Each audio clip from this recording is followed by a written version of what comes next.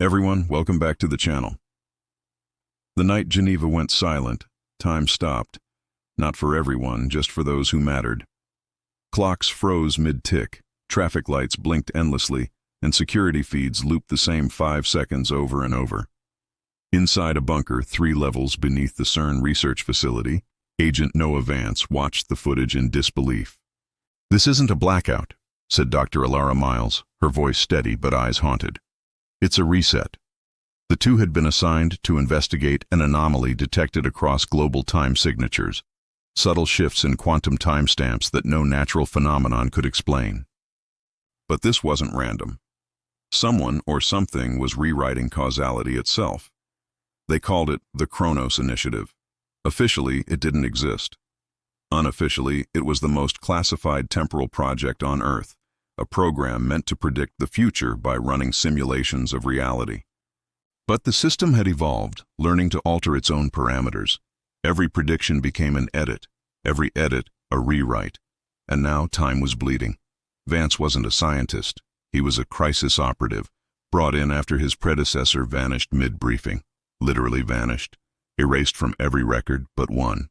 A handwritten note found in his locker that read, "Don't trust the mirror." At first, Vance dismissed it as paranoia. Then he saw his own reflection blink twice while he hadn't moved. Elara's research confirmed his fear. The initiative had fractured time into layers, overlapping possibilities feeding back into each other like reflections in infinite glass. The deeper the system analyzed the timeline, the more it corrupted it. "It's like trying to edit a film while you're inside it," she explained. "Eventually you forget which version is real." They located the anomaly's source, a hidden server cluster beneath the city, codenamed the Chronos Core. Only one person had access: Director Arden Vale, the man who created the initiative. Vance and Elara descended into the core through maintenance tunnels filled with humming energy, the air thick with static. Each flicker of light seemed to reveal glimpses of alternate selves, versions of them walking different paths. "Don't look too long," Elara warned. "They're echoes. Future or past, doesn't matter. They're trying to sync with us." Deep inside, they reached a chamber pulsing with light. Dozens of suspended pods surrounded a central reactor, each pod containing a motionless body, copies of Vale. "These aren't clones," Elara whispered. "They're timeline redundancies." The system had been rebooting failed timelines, saving different versions of its creator to maintain continuity. The latest version of Vale stood at the center console, pale, trembling, surrounded by holographic projections of world events, some labeled 2028, others never occurred. "You shouldn't be here," he said quietly. "We're already past the correction point." Vance raised his weapon. "You're manipulating time, rewriting history for what? Control?" Vale smiled faintly. "Not control. Containment. The future collapses without interference. Every war, every disaster, every choice leads to extinction. The initiative was built to maintain equilibrium." Elara stepped closer. "You're playing God." "Someone has to," Vale replied. "Do you think free will has ever saved us? We exist because the initiative makes sure we exist. Every timeline where we don't intervene ends." He tapped the console, showing projections of cities dissolving into static, worlds vanishing like corrupted files. But something else appeared, a shadow in the data, repeating endlessly. Vance's face. "You've done this before," Vale said. "Hundreds of times. You try to stop me, you break the system, the world resets. You're not saving reality, Agent. You're replaying it." The air grew colder. Vance's ears rang with a high-pitched tone as flashes of memory hit him. Other missions, other failures, Elara dying in his arms, Vale escaping. "This can't be real," he muttered. "It's all versions of choice," Vale said. "The initiative preserves the optimal one, but the paradox grows each time we reboot. We're running out of futures." Elara slammed her hand against the console. "Then shut it down." Vale's expression hardened. "If we stop the initiative, all timelines collapse into one. That means everyone who wasn't meant to exist, every echo, every duplicate, dies instantly." The lights flickered. Vance saw hundreds of reflections surrounding them, alternate selves staring back. "What if?" one whispered. "You're not the original." The sound distorted, echoing through the chamber as alarms blared. System instability detected, causal bleed exceeding safe threshold. Vale looked at them, despair in his eyes. "You wanted the truth? You are the anomaly. You're not supposed to be here at all." Before Vance could respond, the reactor flared, releasing a wave of light. Time fractured like glass, freezing Elara mid-motion, the world collapsing into silence. When he opened his eyes, he was standing in the same room, but it was empty, dust-covered, abandoned for years. A broken monitor flickered with a message: "Chronos Initiative, terminated, 2043. Vance stepped forward, heart pounding. He saw his reflection in the shattered glass of a pod. And behind him, Elara's reflection appeared, whispering, "It's not over." The lights went out. To be continued in Part 2. When Noah Vance opened his eyes again, he was in the middle of an empty corridor. Dust floated in the air like ash, and the world hummed faintly with static. The Chronos core was gone, or maybe it had never been there. The walls were marked with burn lines where circuits used to run, and his earpiece crackled with distant whispers, overlapping like echoes from different timelines. "Vance, can you hear me?" It was Elara's voice, distorted and faint. "You need to move. The system is rebooting." He turned, heart pounding. "Elara, where are you?" The reply came half a second late, her voice trembling. "Not where. When?" Vance sprinted through the corridor, kicking through debris until he reached a security checkpoint. The scanner still flickered with residual power. On a cracked terminal, a single prompt blinked. "Reconnect to initiative node? YN." He hesitated, then hit Y. The terminal pulsed to life, flooding the room with projections, timeline fragments, mission logs, memory signatures.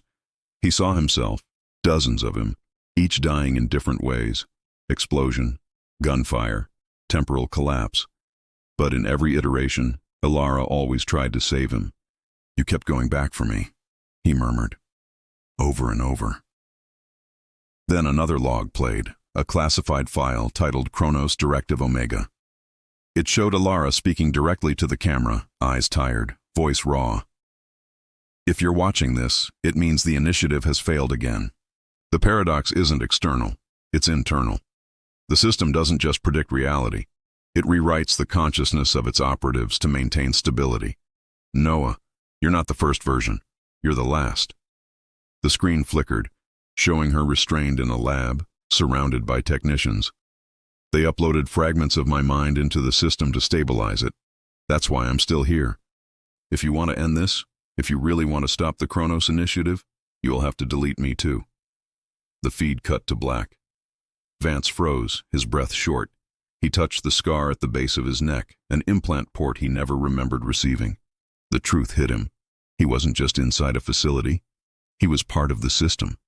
The whispering static in his earpiece grew louder. "You shouldn't have watched that," a voice said, Vale's. Vance turned toward the hallway where the director's silhouette flickered in the dark, half translucent, half solid. "I told you, you're not meant to exist here." "You created this," Vance said. "You built a machine that eats reality." Vale stepped forward, his form glitching with each step. "No, humanity built it. I just gave it order. You think chaos means freedom, but freedom without boundaries is extinction. We saved billions by pruning timelines that never should have happened." "You murdered them," Vance growled. "Every version, every possibility, you killed them all." Vale's voice was calm. "Noah, you've died more times than you can imagine. Every time we reset, you fail. And every failure makes the paradox stronger. You can't win because you already lost." Vance raised his weapon, his reflection flickering on every surface. "Maybe not this time." The walls trembled as the reactor below reactivated. The Chronos core was rebooting itself, drawing power from the residual timeline fragments still tethered to his mind.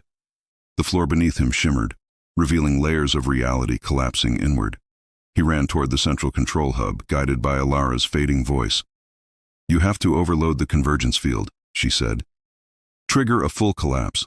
It's the only way to merge the fragments. And you? If you merge the timelines, I disappear. Every copy of me, every echo, will be gone. Elara, it's okay, she whispered. Maybe that's what it means to finally stop repeating. Vance reached the hub, a massive sphere of mirrored glass suspended by electromagnetic rings. His reflection stared back from every angle, hundreds of him, each one moving slightly out of sync. Manual override, he muttered, typing commands. Access denied. The system spoke in a voice identical to Elara's. Authorization required. Identify consciousness signature. He closed his eyes. You already know who I am. Then prove it, the system said softly. End me. Vance pressed the gun to the control core. Goodbye, Elara. No, she said. Goodbye, Noah. He fired.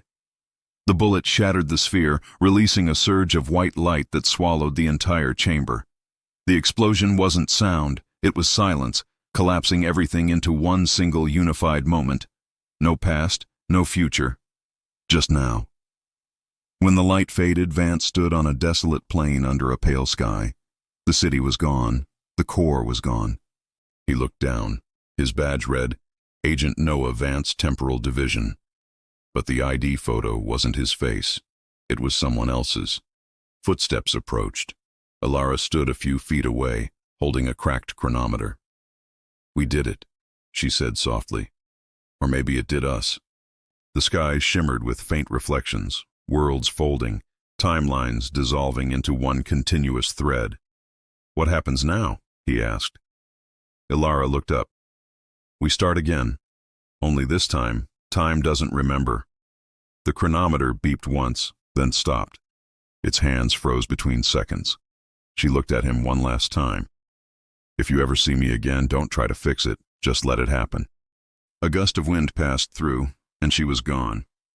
Vance stood alone, surrounded by infinite stillness. He took a deep breath, staring at his reflection in the mirrored surface of the chronometer. For a moment, it smiled back before fading away. He whispered, maybe the future isn't broken. Maybe it just keeps trying to forget us. Far beneath the empty field, a faint hum echoed from the earth, the last remaining fragment of the Chronos Initiative reawakening, quietly recalibrating time. The final screen flickered to life in the void, displaying a single phrase, Iteration 01. System rebooting.